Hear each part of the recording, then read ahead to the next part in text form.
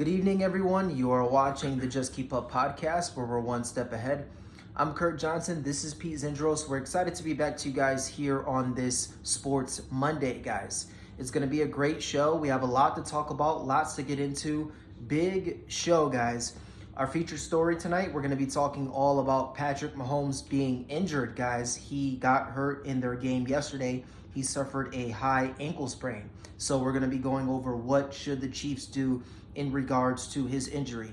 The Chiefs play 3 games in the next 11 days. As you guys know, they have the Christmas game on the Wednesday. They followed up with the one on the Saturday. So yeah, I mean, this is a huge stretch for them, bro. In order for them to retain the 1 seed, considering if Buffalo wins out, they would need to win at least 2 of their next 3 games. Just to factor that in. So in the next 11 days, they would need to win 2 of those 3 games that they play, or else the number 1 seed could be in jeopardy if Buffalo actually wins out. So we're going to be talking all about that. We're also going to be talking about the Bills versus the Lions. That was an excellent game. The Bills beat the Lions 48-42. As you guys know, Josh Allen, I call him Joshy, but he had 2 touchdowns, 2 passing and 2 rushing.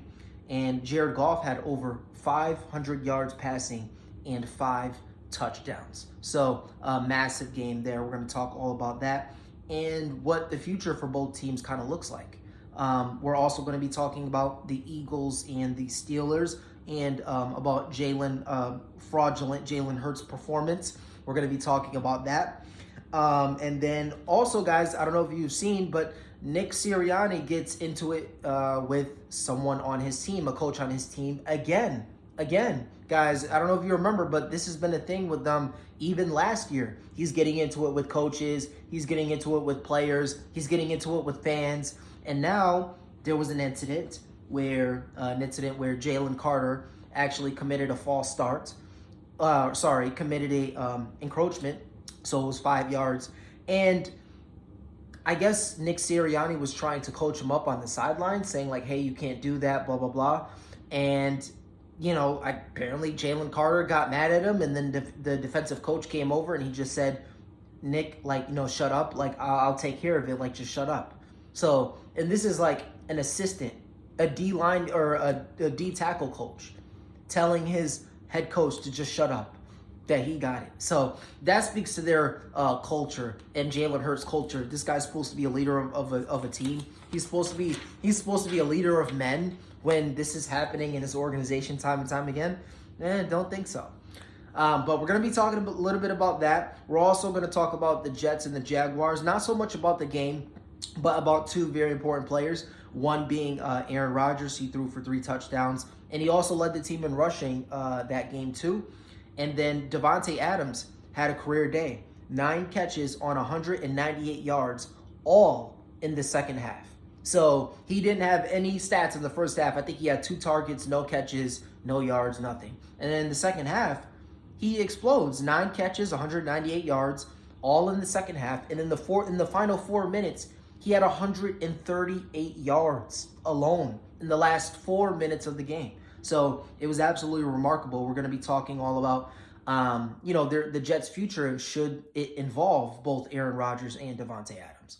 Okay, and then, guys, the last topic of the show, we're going to switch it up. We're going to be talking about the NBA. The NBA Cup finals is tomorrow between the Thunder and the Bucks. So we're going to be giving our predictions with that game. So it's going to be a pretty good show, guys. Before we get into it, I'm going to remind you to like and subscribe. Help us to impact and to reach as many people as possible. In addition to that, guys, follow us on Rumble, guys. Rumble.com, Just Keep Up Podcasts. Follow us there to get a push notification every time we post. But that's going to be the show, guys. So, again, guys, if you haven't already, like and subscribe. And then, bro, do you have any announcements before we get into today's show? Nope. Let's get rolling.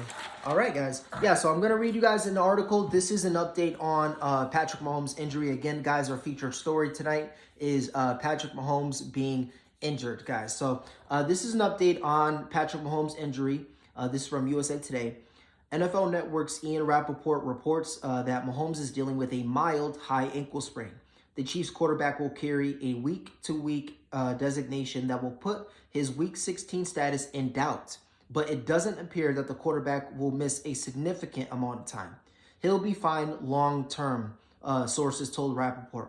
Rappaport also earlier reported on X that the X-rays were negative, so there's no structural or bone damage. And they're gonna take it day by day. Andy Reid says he's going to take it day by day. But as we know, Patrick Mahomes wants to play, guys. He wants to play. He wants to give it his all. And he wants to play as early as their next game. But obviously, Andy Reid doesn't want this. I would say people that are intelligent, the doctors, etc., they don't want this. They want him to sit. But ultimately, if Mahomes can go, he's going to go. And I mentioned earlier, but the Chiefs do play 3 games in 11 days. They play the remaining 3 games of the season in the next 11 days. And as I mentioned before, the number 1 seed is super important, guys, because the number 1 seed is the only seed that gets home field advantage throughout the playoffs and the bye. Okay, it's not like before where the number 2 seed also got the bye. Number 2 seed doesn't get the bye anymore. It's just strictly number 1 seed, home field advantage. Everyone else has to go out and play on the road, okay? So this is a big deal. And in order for them to keep that number 1 seed, they would need to win 2 of their next 3 games, of their final 3 games, if the Bills decide to win out, okay? Now, a very important thing to mention, the Bills' schedule is soft. They do play the Jets 1 time and then the Patriots twice. So you could pretty much say that they are going to win the final 3 games. So the Chiefs would need to win 2 of their remaining 3 games. And not to mention, the Chiefs have been winning all of these games close. Can you imagine without the greatest quarterback ever? So what do you think regarding the story? The high ankle sprain, we already know those are kind of tough to deal with. And then if they linger on, it could become throughout the playoffs a lingering injury.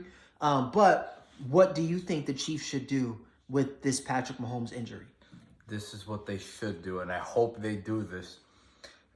Carson Wentz, we've seen him play before. He could be a decent quarterback on some teams, maybe not so decent on some other teams. But clearly, he's playing on an 11-1 football team. I hope he plays out the rest of the regular season because they do not need Patrick Mahomes to win games. They do not need it. I want Carson Wentz to show the world how easy it is to score 17 points in Andy Reid's offense and win the game. Then I want Patrick Mahomes to come back in the playoffs and get them blown the fuck out so people can finally open their eyes and realize this guy is not the GOAT. Okay, so hold on. You said so little, but you said so much in there. So you think Carson Wentz behind that Chiefs' terrible offensive line? It's not terrible. Bro, it's absolutely terrible. No, it's not. The stats prove it. Mahomes has been tackled, sacked, touched, pressured the most in the National Football League, and it's not close. If that doesn't speak to how bad their offensive line is, I don't know what does. He's been sacked, pressured, and touched the most in the National Football League. That's just because his fundamentals are bad. Bro, if you watch one Kansas City game, you would know that whenever Mahomes drops back to throw, and it's more than 3-step drops, he's getting sacked or pressured immediately. They had to move their guards. Everyone knows this in sports. Their 2 guards, their left guard and their right guard, are their 2 best offensive linemen. They had to move them to tackle because their tackles were so bad. They have their right guard playing left tackle. They have him playing out of position because of how bad their offensive line is. Their offensive line is absolutely gross. So to sit here and say that, Carson Wentz is going to do just as good. Bro, I'm telling you, if they don't play, Mahomes, don't be surprised if the Chiefs don't fail to score 10 points. The Chiefs are they're not dead last, but they're at the bottom of the league in explosive plays. And the reason for that is Mahomes doesn't have any time to throw the football. And though that's not my opinion, these are just facts as I just gave you. Oh, well, I'm sorry. Excuse the queen that the goal can't work with a little bit of pressure. Excuse the queen. Oh, my God. Like I said, it's not hard to score 17 points in Andy Reid's offense and win the game 17-13. Carson Wentz is going to prove that this is not a hard job at all. And then, like I said, I hope Mahomes is back in the playoffs so there can be no excuses towards saying, oh, well, he wasn't there, that's why they lost. I want no excuses at all. When he comes back and they lose, I hope everybody opens their eyes. Okay, so what if the Chiefs lose miserably, badly in 2 games without Patrick Mahomes. So let's say they lose the next 2 and he doesn't play and they lose badly, like how I think and how we all know that they're going to lose. And then he comes back in the last game to secure the #1 seed and they win again in a tight game. Are you then going to concede and say, Curtis, you were correct that Carson Wentz clearly couldn't do it and Mahomes did? Well, it depends. Well, in order for them to get blown out, they have to basically go scoreless, to be honest, because their defense is good. They hold opponents usually to around 14 to 17 a game. So in order for them to really be considered getting blown out, they have to literally go scoreless or maybe score like a field goal at best, which is not going to happen. Well, context matters, bro. You have to factor in that, yes, Mahomes has turned the ball over more than he has in other years, but he's still, in the top, half of the league in turnover, touchdown to interception ratio. So it's not even 1-to-1. So he is scoring more than he's turning the ball over. And behind that offensive line, I mean, that's remarkable behind that offensive line. I don't think if you told me that Carson Wentz is going to be the starter, that he would throw more touchdowns than turning the ball over, factoring in interceptions and fumbles. I just don't see it behind that offensive line and behind their depleted weapons. Travis Kelce doesn't look the same. Rashee Rice got hurt. Hollywood Brown got hurt. They're just suffering badly. And, if you put Carson Wentz behind that offensive line, you are in trouble, bro, because Carson Wentz is known to turn the football over. So you're going to be in trouble if he's your starter, bro. No, he's a decent quarterback playing for Andy Reid. They will be just fine. Okay. It's not as hard of a job as you're making it seem like it is. You guys will really see. Yeah. So it's not as hard of a job when you're pressured the most in the NFL. No, because Andy Reid is just gonna scheme somebody open. It's an easy job. Literally, it's an easy job. It's an easy job. So why have the Chiefs only been winning 1-score games all year if it's such an easy job? Because their defense is amazing. That's why. And all they have to do is score 17 points to win 17-14, which Carson Wentz is going to do. But, bro, what I'm saying is, if it's so easy, why are they only scoring 17 points if it's so easy? And you're saying that their offensive line is not bad when he's clearly sacked and touched the most in the National Football League. This is just proof that Mahomes is overrated. It's just proof. He should be doing even more. What does Mahomes being overrated or underrated have to do with him being touched the most in the National Football League? Because he has Andy Reid's offense. That's simply the reason why. So are you saying Andy Reid's offense is bad or good? Because being touched the most in the football league isn't good. I'm saying his offensive schemes are good. But obviously Mahomes, I'm not saying Wentz is better than Mahomes, but are you? You could literally put a decent quarterback back there and get 17 points in this offense. It's not very hard. And this is just to show you how overrated Patrick Mahomes is. I just feel like you're not factoring in context, of course, when it comes to Patrick Mahomes, but you're not factoring in context where you're saying he's pressured most in the National Football League. He's played with depleted weapons all year round. Travis Kelce, his #1 target doesn't look the same. You're factoring in all of these things in. You're factoring in that Patrick Mahomes has 7 game-winning drives this year. You're telling me that Carson Wentz in that same position, you feel undoubtedly confident that he's going to go down and score a game-winning drive? I definitely don't think so.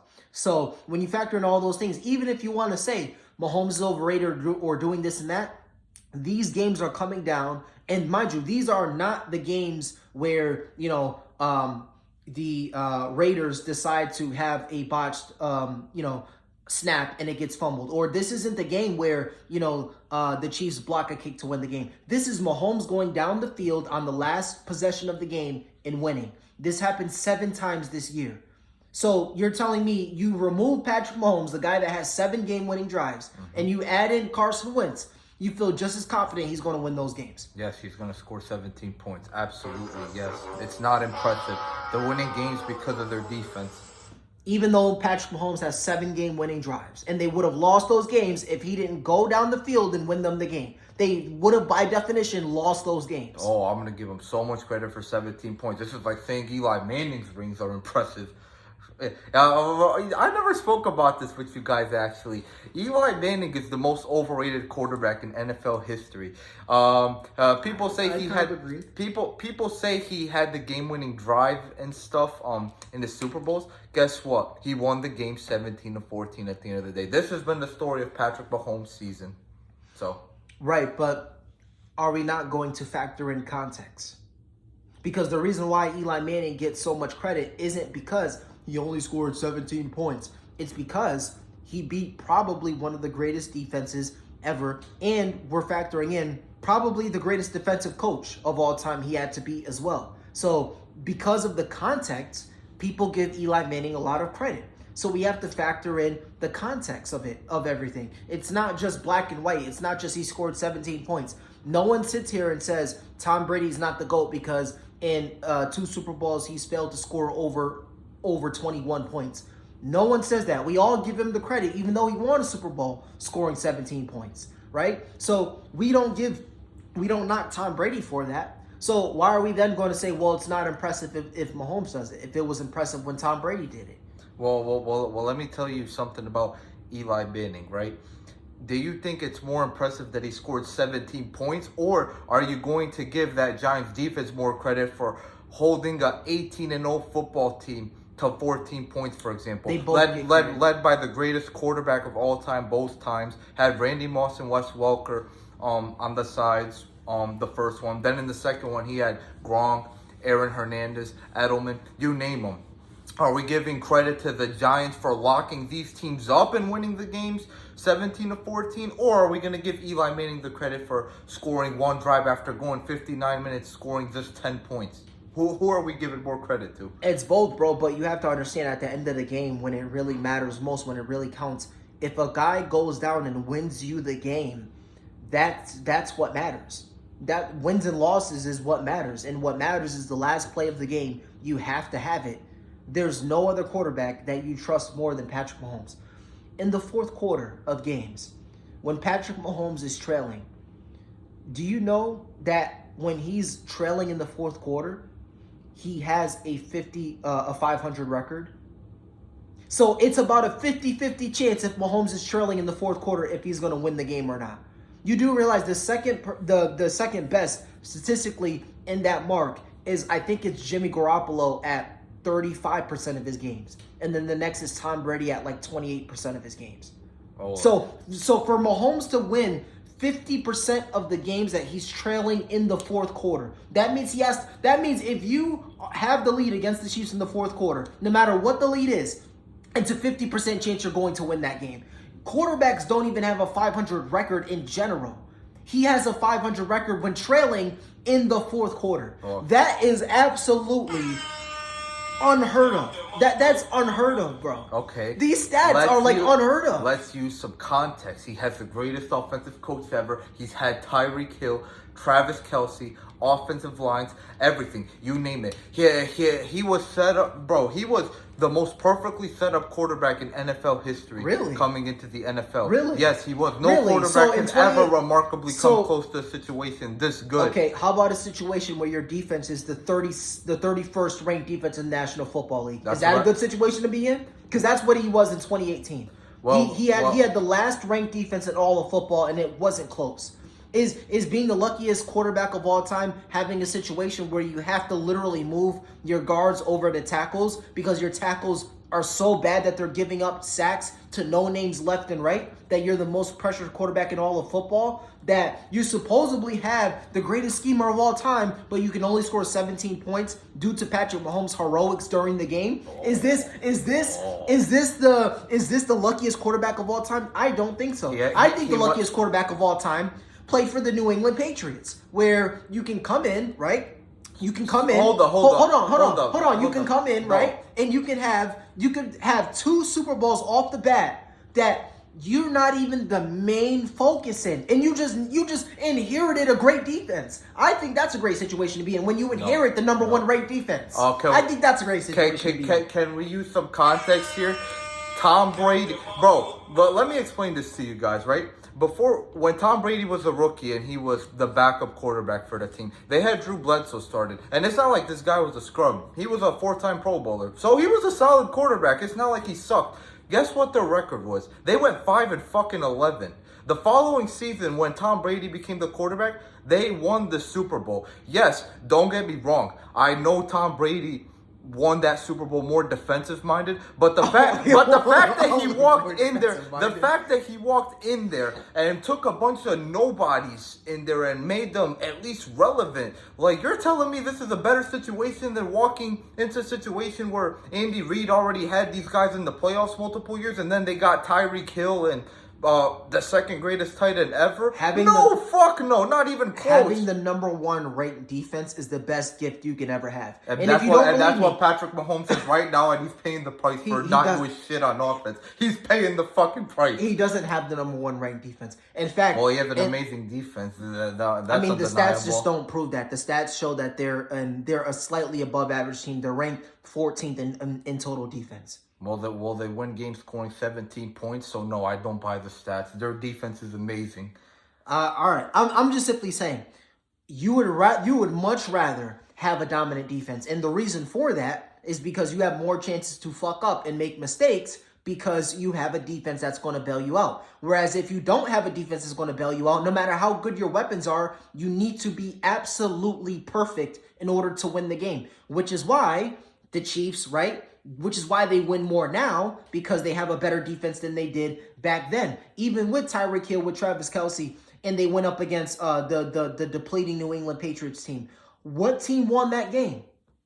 The New England Patriots. Because so no matter what they won it because they had the real goal on the other end. That is what it came down to. Cool. You could say that, but the reality is it's a lot better to have a great defense than it is to have a great offense, because when you're relying on your offense to be great night in and night out, which we're going to talk about a little later, that's not sustainable to be perfect on every drive. Look at what Joe Burrow's going through right now. You think that's a good situation to be in? He has the number 1 wide receiver in the game. He has probably arguably the best number 2 wide receiver in the game. He has a good tight end. He has a great offense. What the hell is going on? Well, they can't stop the other team from throwing a rock in the ocean. That's the problem. Like, anybody that knows football knows it's much better to have a dominant defense than it is to have a good offense if you're a great quarterback. If you're a great quarterback, you can lift other people. Just give me a solid offensive line and we're fine, right? Listen, whereas if you don't have a good defense, you're fucked, bro. We're seeing it right now with Joe Burrow. Listen, I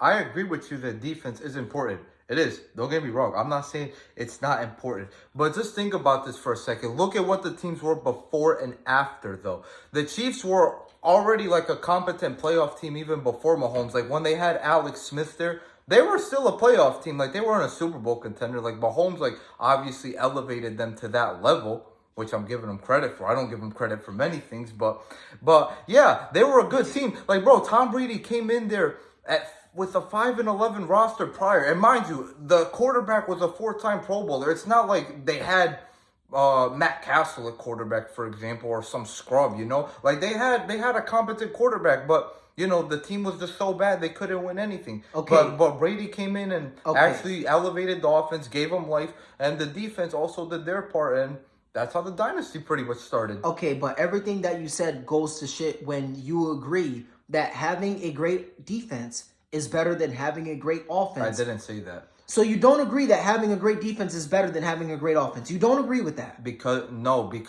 Mahomes has an anomaly situation. That is why. He walked into the greatest offensive situation ever. Okay, guys, this isn't basketball where, it's like, if you have good offense, it doesn't matter. If you play great defense, you're still going to win.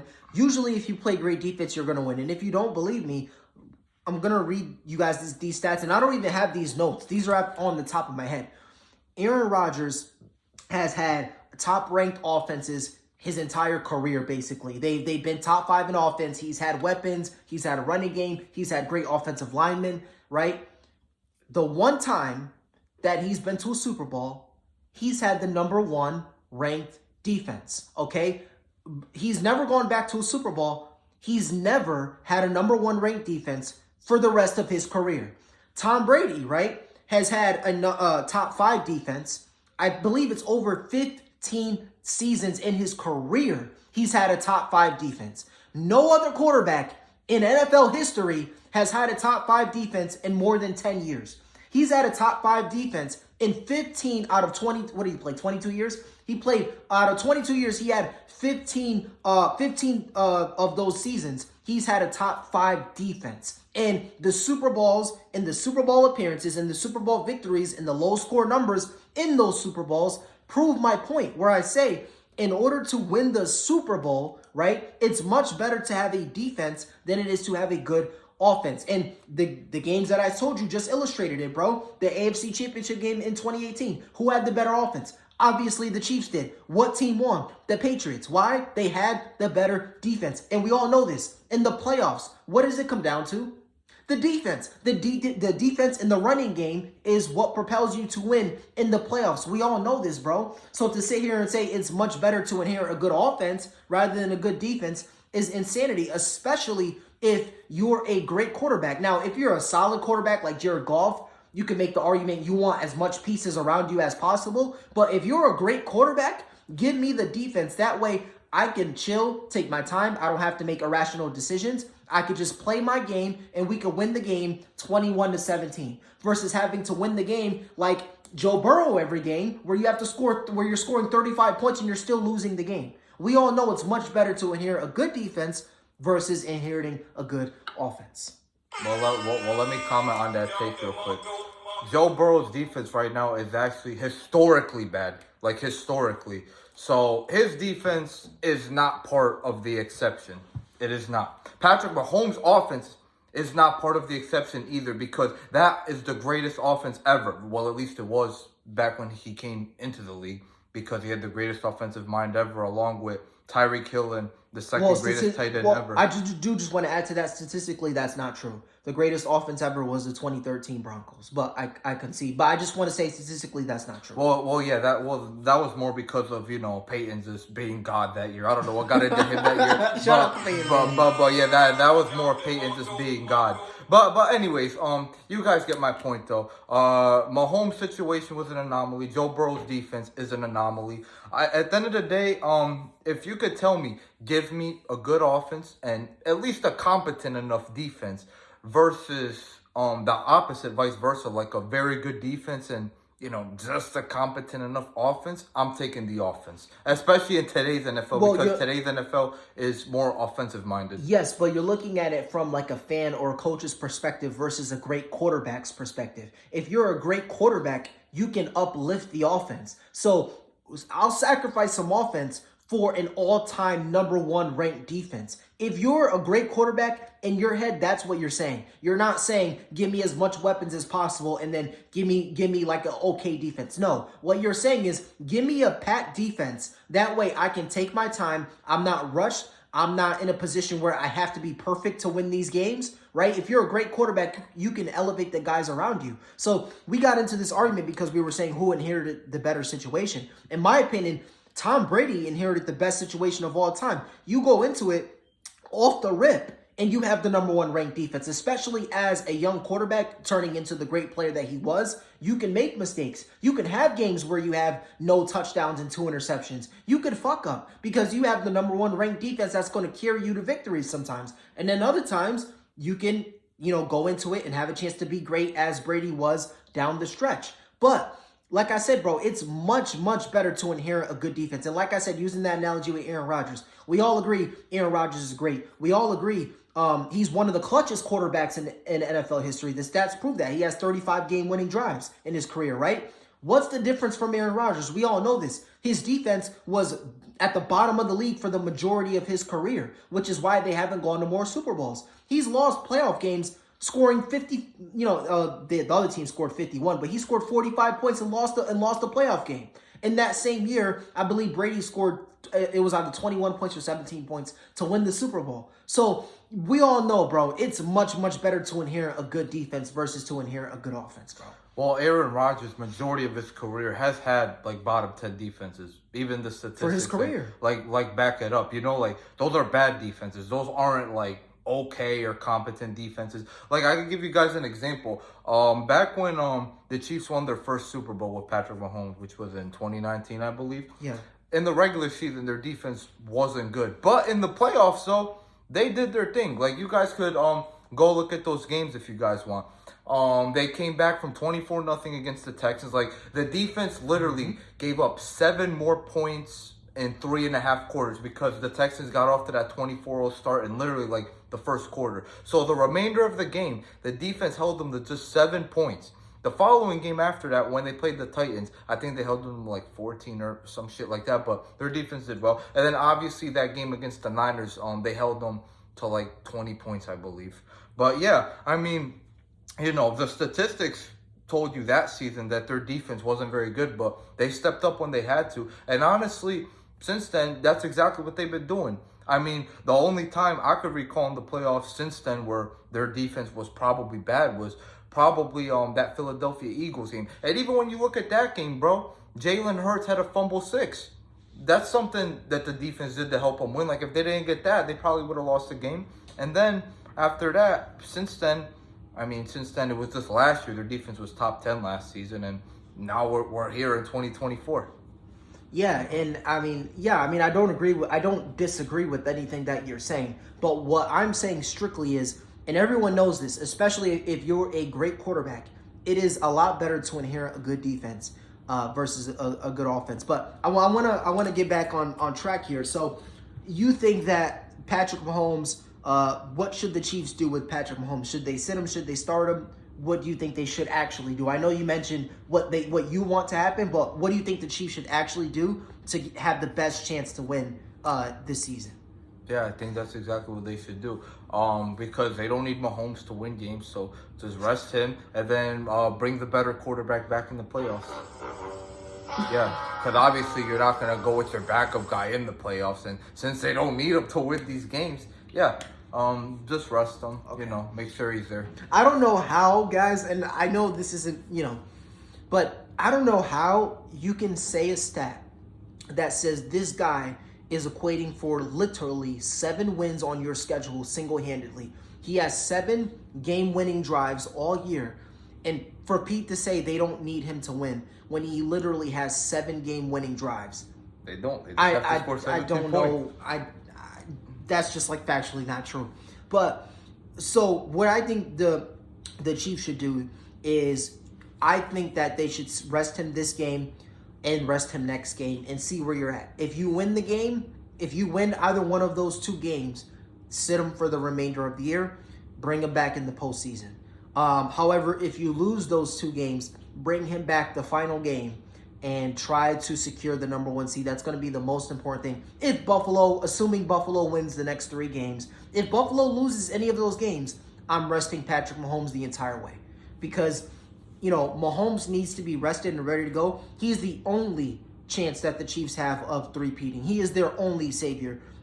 We already know he has 7 game-winning drives all year. He's the most touched-up quarterback in the league right now. He needs to get healthy, not even just the ankle, right? It's other things, too. He was dealing with the shoulder injury earlier on in the year, right? So he was dealing with the knee injury mid-season. So give him some time to heal up. You'll have about a month, right? If you can win 1 game without Patrick Mahomes, if you can somehow win a game, or if the Bills lose 1 more game, then it doesn't matter. You can lose the rest of your games and still retain that number 1 seed. But yeah, we'll see. But I want to move on, guys. I want to get into our next topic, which is the Bills and the Lions. So the Bills beat the Lions 48-42.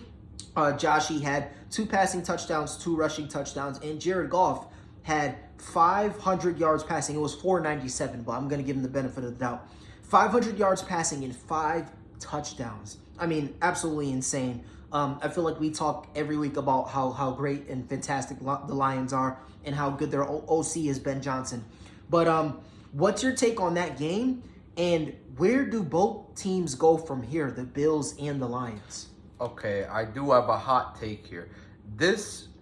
What Josh Allen has done the last 2 games, you can make the argument this is the greatest 2-game stretch, not by a quarterback, but by a football player in general in NFL history, in my opinion.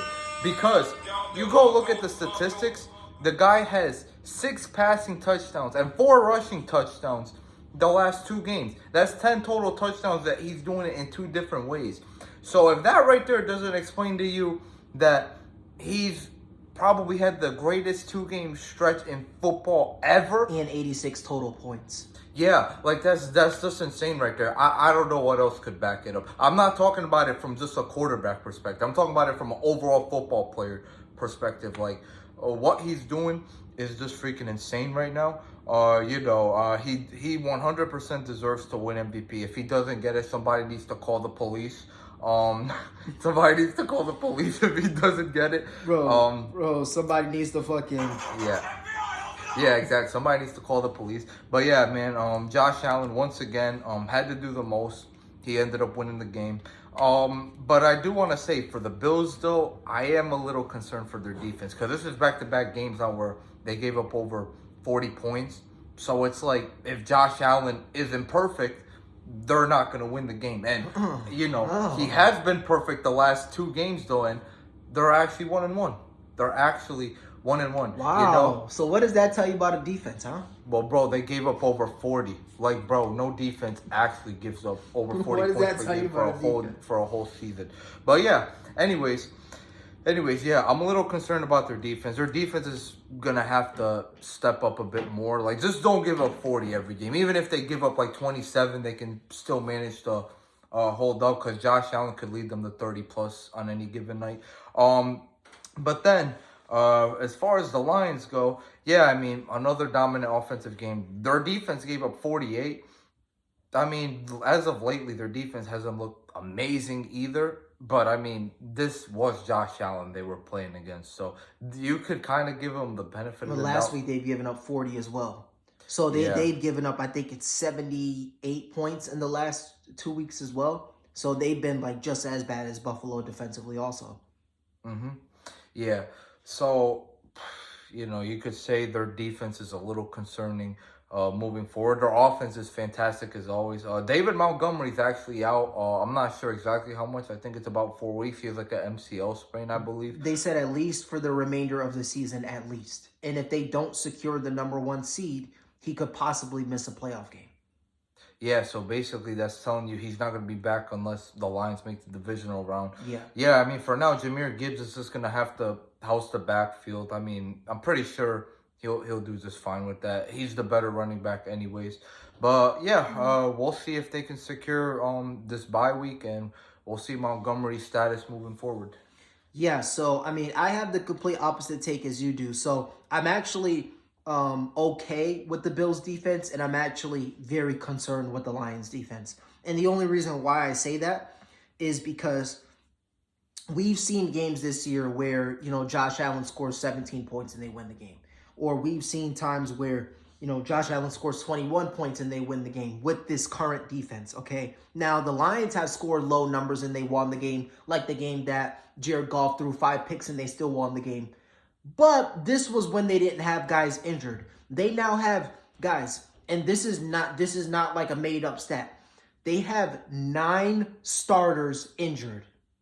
That is unbelievable. Okay, they have 2 offensive starters and 7 defensive starters who are hurt. Okay, it's going to come to a point where you just can't make up for that. I mean, you don't have any more guys. I mean, and you saw it on there was I think there was 10 or 11 minutes left in the game, down 10, and Dan Campbell decided to go for the onside kick, and a lot of people were shitting on him for that, where the Bills recovered it and they took it down to like the 10-yard line, and people were like, oh, well, why did he do the onside kick with there? He's being like, bro, their defense sucks. They literally stopped prior to that point, which they never stopped Josh Allen for the rest of the game, mind you. But prior to that, they stopped Josh Allen twice during the whole game. And one time, the kicker missed a field goal. So in reality, their defense stopped Josh Allen one time in 60 minutes of action. Do you really think he was going to trust the defense to milk the clock out, and to get a stop? Like, no. What the Bills were going to do was just run the ball, milk the clock out, and you're down 10. Like, you have to get the ball back. So he was trying to make a decision where it's like, let's go for the onside, let's see what happens. I don't blame him for the decision at all.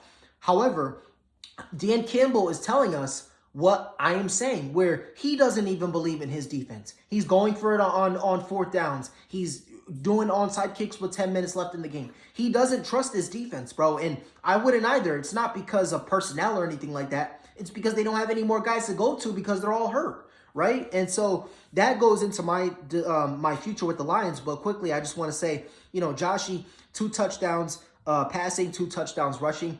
The MVP is going to come down to him or Jared Goff, and he just beat him head to head. So, if the Bills win out the rest of the year and Josh Allen continues to have good numbers, maybe not back-to-back 40-point games, but, 27 to 30-point games, he looks decent, he will get the MVP. Lamar Jackson's in the discussion, but he doesn't have the record. All this talk about Saquon Barkley, he's a running back, they're not going to give it to him, right? So, Joshy is going to get the MVP if he doesn't fuck it up these last 3 weeks. In terms of Jared Goff, 500 yards passing, 5 touchdowns. He's been amazing this year. And I told you guys this, week 3? I said Josh Allen with a decent offensive line is a decent quarterback. Josh Allen behind a great Jared Goff. Jared Goff behind a great offensive line is a great quarterback. And I said he's an MVP candidate. And I said this week 3. Jared Goff behind a great offensive line is a great quarterback. And we're seeing it this year. So shout out to Jared Goff. This is insurmountable. He can't make up for 7 defensive starters being out. No matter what he does, he threw 500 yards and 5 touchdowns, and it still wasn't enough. Now, every opponent isn't going to be Josh Allen. I concede that. But you're still going to have major issues defensively. And so Jared Goff is going to have to play great for them to win games. Okay, that's what it's going to come down to. That's what their future looks like. But I don't think they're going to make a deep playoff run just because, like I said, in the playoffs, defense wins championships. It's a phrase for a reason. And I don't think that their defense is going to be able to hold up in the postseason, unfortunately. It's just so sad because you like the Lions culture, and it's not the team. Like, if everyone was healthy, they have a great defense. They don't have a good defense. They have a great defense when they're all healthy, but they're not healthy, unfortunately. And the Bills' future, to me, this reminds me, and it's a team we just talked about, but they remind me a lot of the 2018 Chiefs, where they're explosive, they're electrifying. They're one of 4 teams in NFL history to score 30 points in 8 straight games. One of those teams were also the 2018 Kansas City Chiefs. So they remind me a lot of that team, but unfortunately you just run into the GOAT at the time, which was Tom Brady, which I think the Bills will run into the GOAT at the time, which will be Patrick Mahomes, and he will knock them out of the playoffs. But they remind me a lot of the Bills, of the 2018 Chiefs, where they're electrifying offensively and they're the last ranked defensively. And this is where we're at. And unfortunately, like I just said, my philosophy stands true. It's not subjected to Patrick Mahomes. My philosophy stays true to everyone. You're not winning in the playoffs if you can't defend. That's just what it comes down to. Go ahead. I have to comment on that a little bit. Even though statistically it says the Bills and the 2018 Chiefs are similar teams, unfortunately, the only reason why they are similar is because of the differences in their culture. Okay, so the Bills have the much better quarterback, and they have the much worse supporting cast. That's ultimately what it comes down to. Josh Allen being better than Patrick Mahomes, and the Chiefs cast as being better than the Bills cast, and by a long shot too. So that equals them out right there statistically. But it comes down to the better quarterback, which is Josh Allen. So you think Josh Allen is better than Patrick Mahomes? Yes. As a matter of fact, I think multiple guys are better than Patrick Mahomes. If Patrick Mahomes was in some of these other situations, he might go scoreless. I'm not going to lie. Looking at him this year. You do understand that Josh Allen has the 6th... It's either 6th or 5th. I don't know what how it shaped out after this game, but I think it will actually shape out well. So the statistics might actually be in his favor because he wasn't sacked and he was only pressured 3 times last game. But before the game going in, they had the 6th ranked offensive line in football, the Buffalo Bills. You're telling me that that's not a better situation to be in than Mahomes having a terrible offensive line? I'm talking about 2018. Yeah, in 2018, he had a bad offensive line. Bro, he didn't. He had a good one. Bro, in 2018, he had a bad offensive line. Bro, He had a good line. He did had not have Andy a good Reid. line. He had Andy Reid. He had all the weapons in the world. Even if you want to argue the Bills line is better, Mahomes had literally everything else. Literally. Weapons, not even close. System, obviously out of the universe. No discussions. Yes, he had the better weapons, but when you factor in the offensive line, that's a big deal. Look what's going on with the Jets right now, bro. Their offensive line is just now starting to play good. Rodgers was pressured or sacked the sixth most quarterback to be pressured all those times.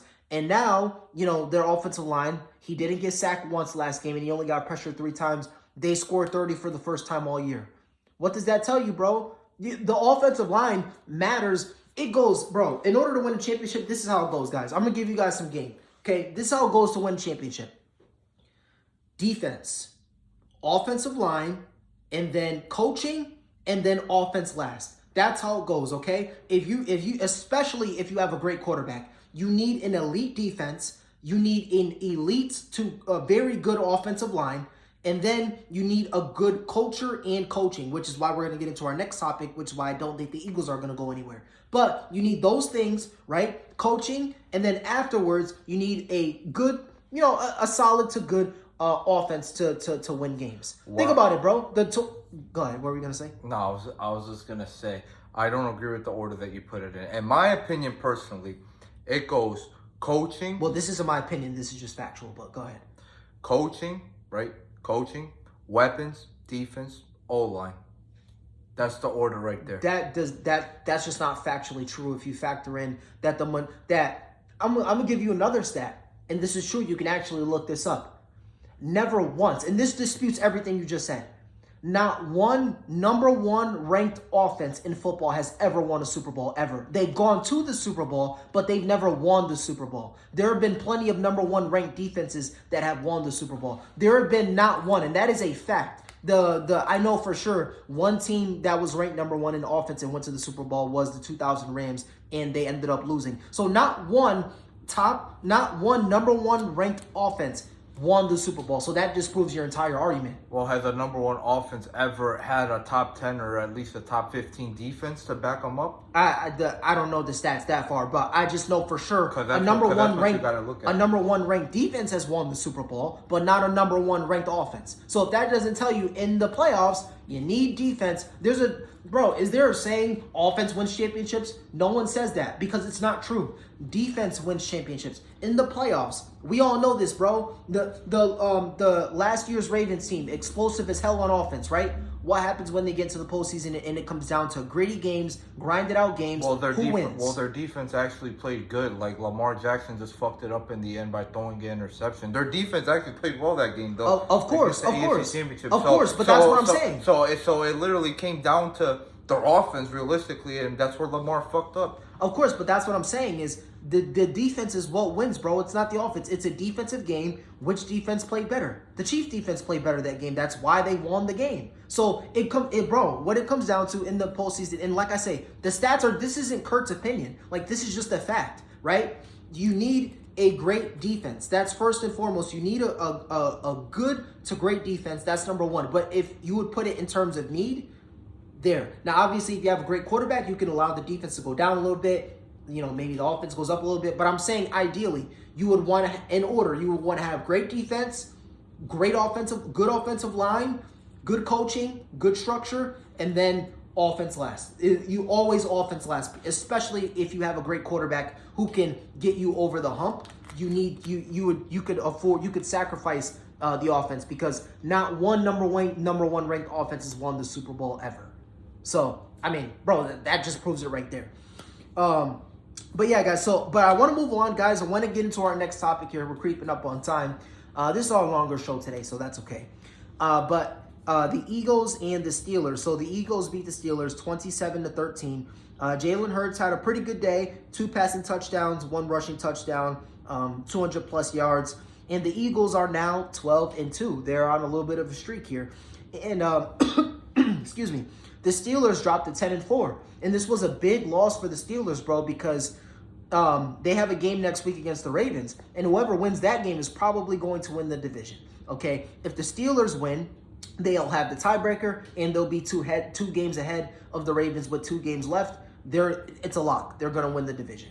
If the Ravens win, now it's going to come down to point differential and obviously record as well. It's going to come down to who wins the last remaining 2 games down the stretch. So, so it was a big game in terms of playoff implications. But what's your take on those 2 teams, and also factoring in, I'm going to go over the Nick Sirianni incident and why I'll save my take, but what's your thoughts on that? I just want to say Jalen Hurts played a phenomenal game. 290 yards just passing. 3 total touchdowns, 2 passing, 1 rushing. Scored 27 points against a defense that at the beginning of the season got off to a historic rate. Not to mention on top of that, literally last game, people were trying to shit on Hurts for only having 108 passing yards, stuff like that. AJ Brown was complaining about not getting the ball. The way Jalen Hurts responded against a defense like this, and mind you, AJ Brown had 110 yards and a touchdown. So AJ Brown got his looks, the offense cooked, he put up his personal stats and yards, and you want to know something else? He had a broken finger as well, and they asked him about it in the conference, and he's like, if it's broken, it is what it is. That's straight aura right there. That's the way a quarterback responds. This guy is also better than Patrick Mahomes. This guy is also better than Patrick Mahomes. Him, Josh Allen, Lamar Jackson, Joe Burrow, all better. All better. All better. Bro. All better than him. Bro, I'm not gonna lie. That was an L take, bro. I'm not gonna lie. Did you just say Jalen Hurts is better than Patrick Mahomes? Yes, and so are 3 other quarterbacks. Yes. He's not a top 4 quarterback in the game. He's not a top 4 quarterback in the game. Okay? What is your take? Bro. What is your take? Bro, did you really just say that Jalen Hurts is better than Patrick Mahomes? Fuck yeah. How many MVPs does Jalen Hurts have? That's irrelevant. No, we're talking about right now. We're talking about right now. Bro. We're saying right now, not all time or back then. Right this second. Bro, but just answer the question. Right this How second. many MVPs does Jalen Hurts? Just answer the question, bro. Right this second. Bro, I'm saying just answer the question. Who's having a better year, Jalen Hurts or Patrick Mahomes? How many MVPs? No, answer my question first. No, answer my question. I asked you first. We're talking about right now, not all time, not back then. We're saying right now. Jalen Hurts is having the better season. Your question wasn't who's having the better season. Your question was who's better. And I'm asking you who has more MVPs. Well, when we're talking about who's better, we're talking about right now. If you're talking about all time, that's a whole other discussion. Okay, we're saying who's better right now. Okay, hold on. But before we get into that, I just want to quickly say, how many MVPs does Jalen Hurts have? Just curious. Okay, I told you. He doesn't have any. Oh, he doesn't have any. Oh, but okay. The discussion is right now, not all time. No, the discussion is right now. That's fair. I was just making sure we're eyeing the same player. Okay, so we're talking about Jalen Hurts, who has no MVPs. And no MVP votes. Just making sure. Josh Allen doesn't either, but you don't have any comments about that. He's not better than Patrick Mahomes. Neither is Joe Burrow. Why are you only coming at Jalen Hurts? Why are you They're not better than Patrick Mahomes. That's the point. You're saying it now because I called you out on it. Bro, it's not because I never said that they were better than Patrick Mahomes. When have I ever said that? Why did you come at this Jalen Hurts just now if you didn't believe they were better either? It's clear and obvious. It's clear and obvious you don't like the guy, and I know why you don't like him. He costed you a bet and stuff, but still, bro, you're targeting Hurts specifically. How am I targeting him when I just asked you? You asked me who was better, and I was like, well, who has more? Does Jalen Hurts have an MVP? I said Jalen Hurts and 3 other guys are better than Mahomes. Okay, I don't agree with that. And you only came at Jalen Hurts to start. You just said the other guys aren't better. Yes, because he's the one that's obviously just not true. I mean, bro, you could ask anyone. So you think the other guys are debatable?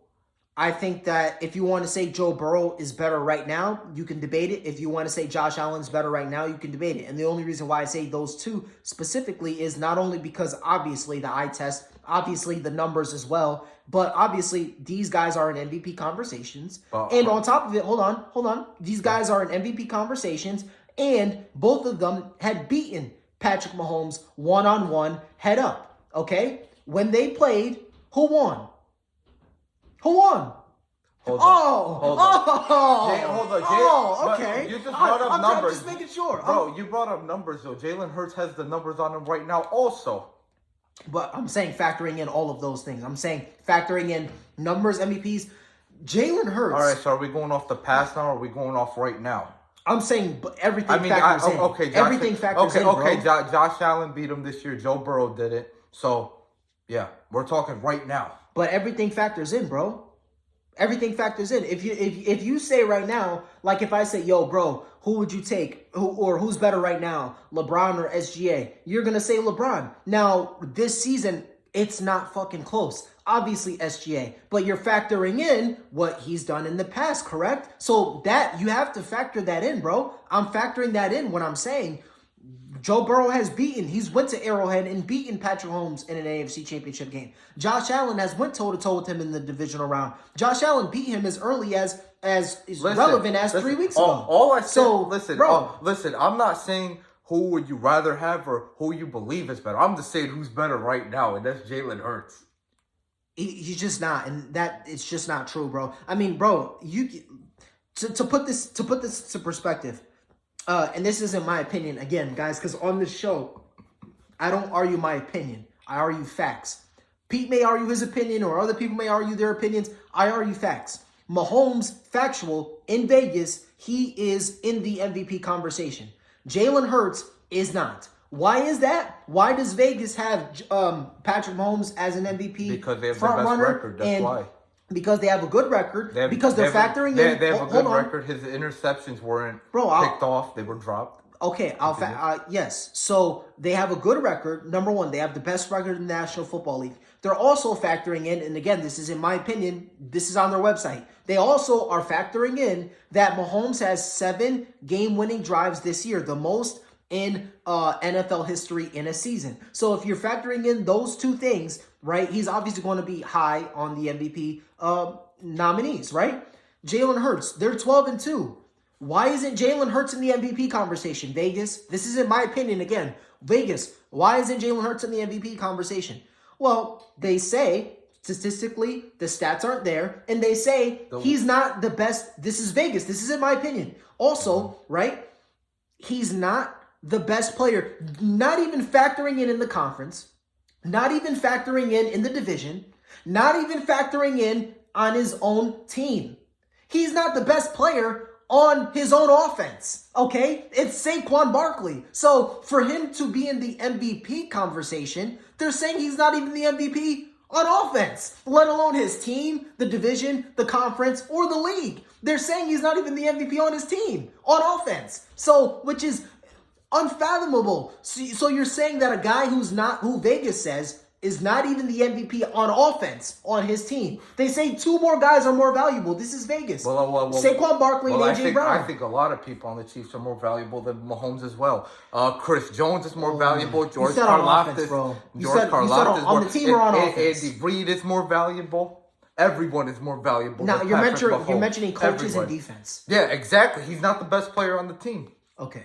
I'm just simply saying, this is in my opinion, bro. Don't be mad because I'm cooking, bro. But I'm just saying. You're not cooking. I'm just saying. Vegas says that he's not even the best player on offense. They're saying he's the 3rd best player on offense behind A.J. Brown and behind Saquon Barkley. They don't have him ahead of A.J. They have Saquon. No. They have him ahead of A.J. in terms of valuable. Now, in terms of MVP votes, no. He's up to Saquon is higher, but Jalen Hurts is 2nd. But in terms of valuable, they say that Jalen Hurts is the 3rd most valuable Eagle on offense. So this is in my opinion. So to say that a guy who is not even the MVP on offense, let alone on his team, is better than a 3-time MVP, who's better than a 3-time Super Bowl champion, who's trying to three-peat right now. He's literally trying to be the first player ever to three-peat.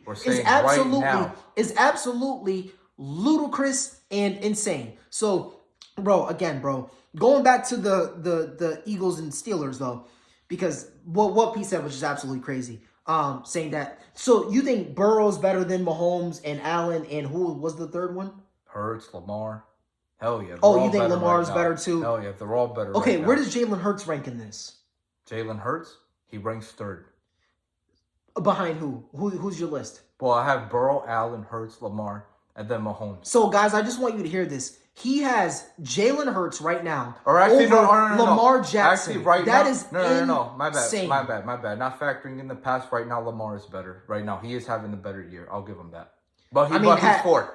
He's 4, and Mahomes is 5. Okay, so if he wasn't having the better year, you would say that Jalen Hurts is better than Lamar Jackson, a 2-time MVP. Yeah, I had him ahead of him. We've argued this on the show before. Yeah, you had him ahead of a guy who won 2 MVPs, and he was 1 vote away from having 2 unanimous MVPs. And you're trying to argue that a guy who hasn't even had an MVP vote in his entire career is better than... Bro, do you realize how ridiculous these takes sound? They don't make sense, bro. They literally don't make sense. It's simply because Jalen Hurts performs better when it matters most, and that's in the playoffs. So, yes. Really? Because we can go to his postseason numbers right now. He actually has... And he was very good.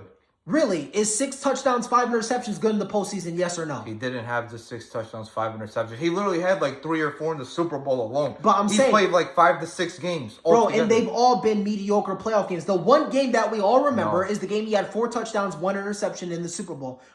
Not factoring that in, bro. He had 1 great game several good ones. What I'm saying is, bro, this is a fact. You can look this up. Taking away the Super Bowl. He's 5. I think he's either 6-5 or 5-6. Not, excluding the 1 great game that he had. So is that a good playoff performer? It's not, bro. Well, we can't exclude it. Lamar's never had a game close to that in the postseason. Right, of course. But what I'm saying is you're viewing Jalen Hurts as this awesome playoff performer when that's not the case. He had 1 good playoff game. If you have 1 good playoff game, that doesn't make you a great playoff performer. It was 1 great game and then several good to okay games. So 6 touchdowns, 5 interceptions, all factoring in those games are okay. So next show, I'm going to write it down. We're going to pull up his actual game-by-game stats, and we're going to go through one other game that he played was great to Pete, okay? We're gonna mark that down. Okay, but we're going to mark that down. We're going to do it, and I'm going to factor in the context because I know all about it. Oh, now it's context. So he can score 17 points and have a great game because of context? No. What I'm saying is out of 1 game that I'm remembering specifically, they blew out the Giants. They ran the ball like a lot of the second half because they were up so much. So, I'm just saying, his statistics that game might only look all right, but in real life, he was good. I'm just giving you an example right there. Just one off the top of my head. Okay, so I have that written down. We'll talk about that. But to kind of go back to the conversation here, I don't think the Eagles will go far in the playoffs because of what I just mentioned. They have an okay defense, so I do know that I did have defense high. And, they do have a good defense. But coaching is the 3rd most important thing. And coaching is what they lack the most. Bro, Nick Sirianni, Nick Sirianni has gotten into it with his defensive tackle coach because I guess he wanted to confront him about having a encroachment. And the defensive tackle coach is just like, yo, shut up. Like, I'll talk to him, blah, blah, blah. Like, bro, this culture is absolutely terrible. Like, are you going to tell your head coach, your boss, to just shut up? Absolutely not. But what does this say about their team? This says that they're a dysfunctional franchise and they're poorly ran, right? And Nick Sirianni isn't a leader of men. Bro, we saw it all of last year. They dealt with this shit. And even this year, bro, like, A.J. Brown is complaining and whining and yapping the fact that he's not getting the ball, even though they were 11-2 at the time. And he's complaining and yapping how he's not getting the ball. And then what do? Pamper him and cater him and target him 4 targets on the first drive. It's like, bro, you're not going to win playoff games with this type of rhetoric and this type of behavior and this type of, type of attitude on your team. It's not going to fly, bro. You're not going to win in the postseason where numbers don't matter. No one cares about your numbers. We care about defense, running game, win the game. That's how the Eagles want to play. And I mean, A.J. Brown and Devontae Smith were apparently complaining about it. So it's like, bro, you're not going to win with that type of culture. And your defensive coach is yelling at your head coach, saying, shut up, I'll talk to him, etc. Like, bro, you're not going to win anything with that type of low camaraderie in the locker room. So, I mean, yeah, it doesn't matter how many points the Eagles put up or what their stats look like. I don't think they're going to have much success in the postseason because of their coach. And also, I don't trust the quarterback, which we'll get into. But I really don't trust the quarterback. And then as far as the Steelers, like I said, it's a very important game for them next week. They need to beat the Ravens to secure the #1 seed in the division. If they lose that game, they're probably going to lose the division. And then they're in trouble because now you're gonna have to go on the road for a playoff game, and with Russell Wilson, I definitely don't trust that. So you're gonna be in major trouble for that. But yeah, guys. So I want to move on, guys. We're an hour and 5 minutes in already, guys. So we're giving you guys a great show, man. We're giving you guys some heat, man. All right, guys. But I want to move on into our last football topic before we move on to the NBA Cup. So. The Jets and the Jaguars. So the Jets won their game 32-25. But that's not really what's important. Well, it's important for the Jets, but what's really important is the two guys that led the way. So Aaron Rodgers threw 3 touchdowns, no picks, quarterback rating of 120, and had what looked like his best or one of his best games of the year as he's getting healthier from not having that calf injury or that hamstring injury anymore. And is, getting used to playing with that torn Achilles. And also, Davante Adams had a huge day. Okay, he had 9 catches on 198 yards, all in the second half. So he almost had 200 yards receiving in the second half.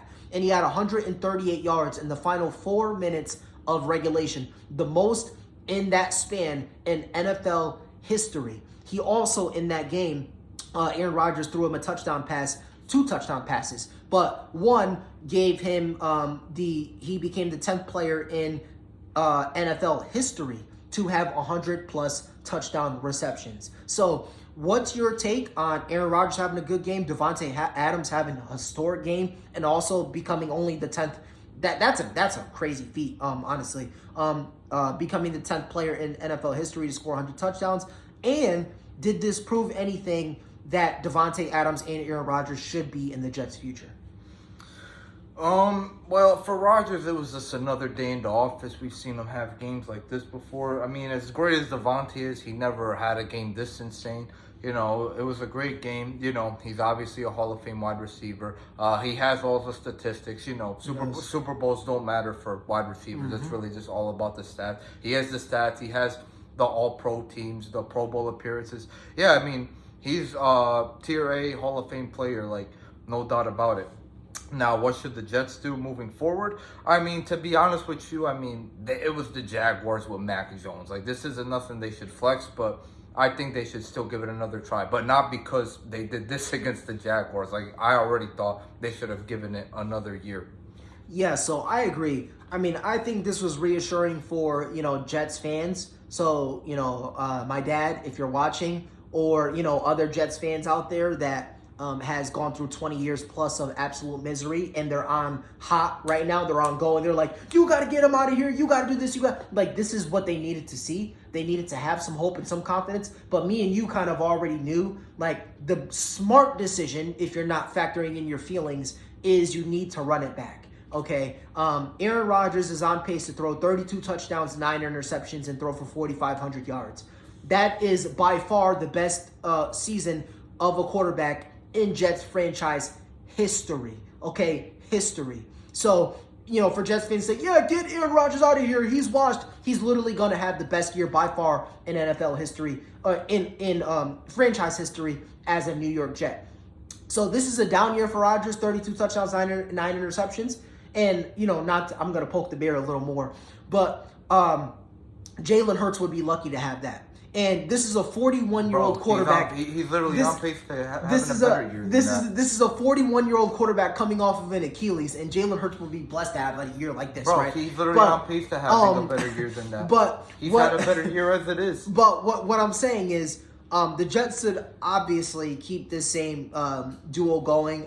Aaron Rodgers, Davante Adams, Lazard, Garrett Wilson, Breece Hall, Braylon Allen. They have to run it back. The problem is they were a complete dysfunctional franchise 3 weeks into the season. You choose to fire your head coach. That's where they went wrong. You fire your head coach in the middle of the season who's defensive oriented, and then you struggle the rest of the year defensively. You're going to have problems.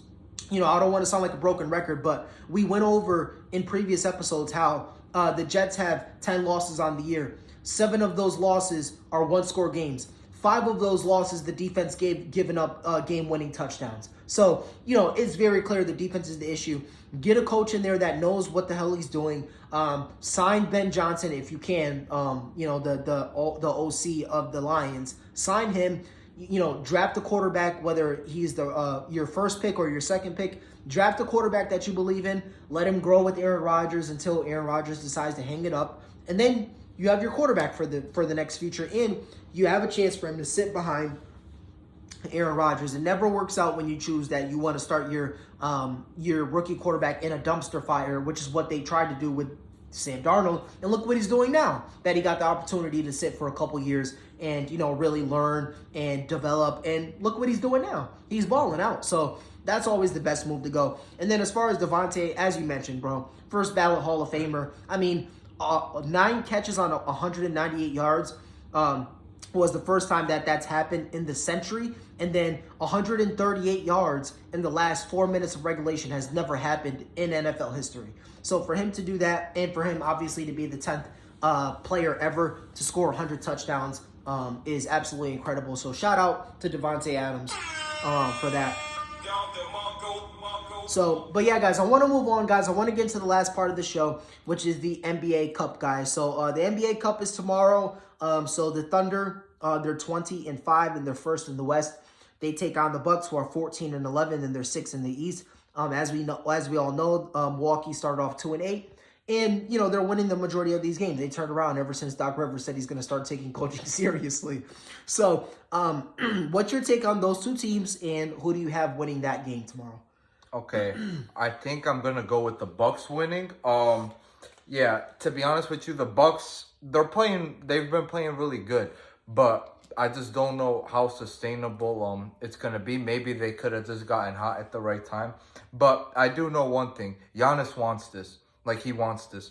Because when you look at it, ever since they won the championship back in 2021, for 3 straight years, he didn't accomplish anything. Like, he had that 3-year span right there where he won back-to-back MVPs, he won a Defensive Player of the Year, and ultimately the championship and the Finals MVP. And it's been 3 years since he's done any of that, so he has no accolades since then.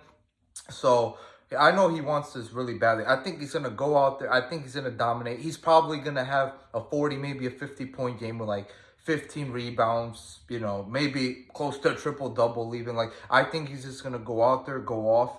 They're going to take care of business. They're going to win it. Now, what do I think of the teams moving forward? I think the Bucks are looking like a middle-of-the-team pack overall here in the Eastern Conference. I really don't trust Doc Rivers and Darvin Ham. I really don't. And then as far as the Thunder, they're first seed in the West right now. They haven't even had Chet Holmgren for the last few weeks. They're not going to have him for another 5-6 weeks or so. They're still first in the West. I told you guys many times, they're my favorite coming out the West this year. They're probably going to lose tomorrow, but either way, they're fine. I think they're probably going to win the championship at full health. Yeah, okay. So, I have the Bucks winning as well. I thought you were going to go with the Thunder, but I got the Bucks winning as well, and for one reason and one reason only. What's the reason? Darvin Ham is 13-0 in NBA Cup games. That is true. He's the only undefeated. He's the only undefeated coach in NBA Cup games. Okay, so I think that's going to continue. No, but on a serious note, I do think the Bucks will win. Obviously not because of him. But I think they'll win because, as you mentioned, Giannis wants this. But even more than that, I think the Bucks would handle the NBA Cup situation a little more because they're more experienced. They know it's going to be a playoff atmosphere. The last time we saw OKC in, a playoff, type atmosphere, they did okay, but, they weren't, they weren't the OKC that we're used to seeing.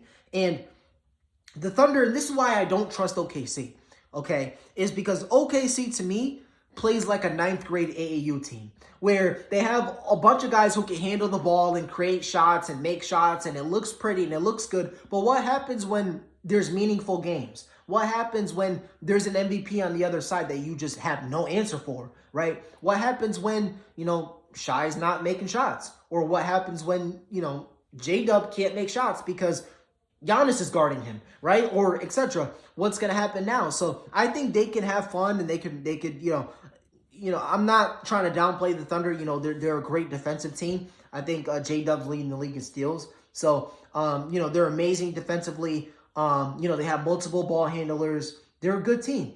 But, they can't stop the size with Giannis. And then I think the inexperience, and I think the experience of the Bucks is going to propel them to the second cup champion. Okay, okay, well, all right.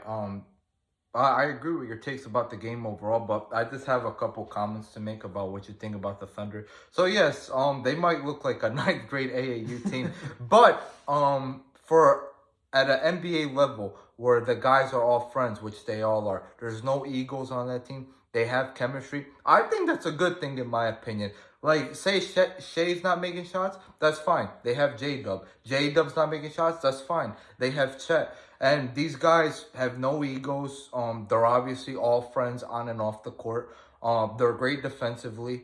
I think them playing like a ninth grade AAU team, considering how close they all are with the chemistry and stuff, I think that's a good team in my opinion. Right, but the problem is, especially when it comes down to the playoffs, and in this particular game, the Bucks, they don't have size, and that's what's going to hurt them. They don't have size, and they have one center, and that's it. I mean, when they get Chet back, they'll have a little more size, but even Chet, he's not, the strongest. Well, right? you do have to remember they do have Isaiah Hartenstein now. Like, they signed him specifically because they didn't want Chet at the 5 anymore. Right, he's their only center though. Yeah, that's what I'm saying, bro. Yeah. Like, outside of him, there's no size. Yeah, no, that's true. But that lineup where they put Hart at the 5 and then they could use Chet as like the help defender at the 4, like, you never know, bro. That could cause problems because Hart gives them the size when he's in the game.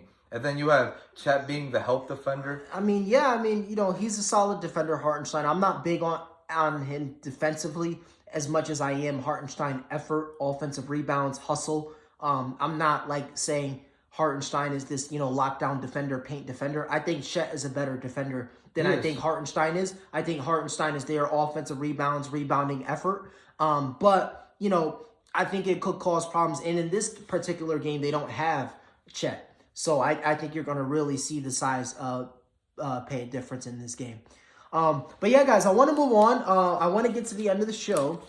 It was a massive show, guys, as I said it was going to be. We went over our featured story, which was Patrick Mahomes being injured, high ankle sprain. What should the Chiefs do? We also went on a little, derail tour, and we talked about what's more important, I guess, offense, defense, what's a better situation to inherit, things like that. So I didn't even have that written down. We just naturally went into that. We went over the Bills and the Lions. We went over Eagles, Steelers, and, apparently Jalen Hurts being better than Patrick Mahomes, which is laughable. We went over Jets versus Jaguars and, what should Aaron Rodgers, Devontae, the Jets, all that stuff. And then we went over our NBA Cup prediction, guys. But I want to move on, guys. I want to get to the end of the show. I'm going to remind you guys, if you haven't already, please like and subscribe. Help us to impact and to reach as many people as possible. In addition to that, guys, follow us on Rumble, guys. Rumble.com, Just Keep Up Podcast. Follow us on there to get a push notification every time we post, guys. And then that'll be the end of the show, guys. We're going to come back to you guys on Casual Wednesday with a big show, guys. Me and Pete were actually just yapping after the show last time for about 2 hours. We were just yapping, and we came up with some really good ideas for you guys. So we're going to have a good Casual Wednesday for you guys on Wednesday. So definitely stay tuned for that. And guys, remember to stay one step ahead, and we'll catch you guys on Wednesday. Yeah. All right, guys. Peace.